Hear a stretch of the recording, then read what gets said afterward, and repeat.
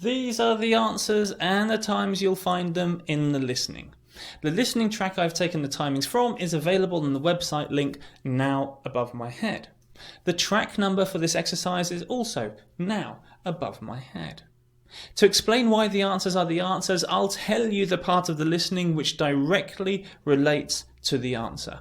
Hopefully, you'll very quickly see how the vocabulary in the question connects to the clips from the listening, so make sure you've got your course book open at the right page now.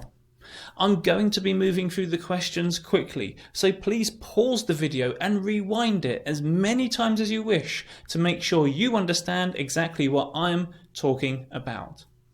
If, however, you have any further questions, please don't hesitate to get in touch through the contact form. Okay, let's go.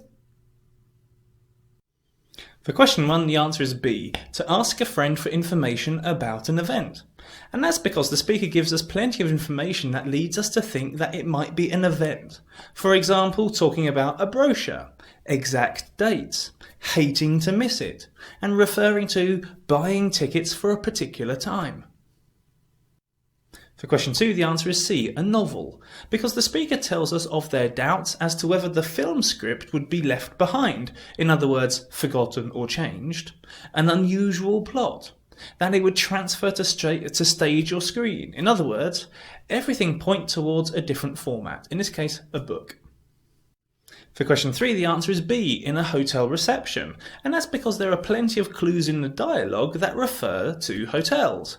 Being fully booked, having a bar in the building, the location of rooms, a mention of a dining room, and that there is a manager to sort out a problem.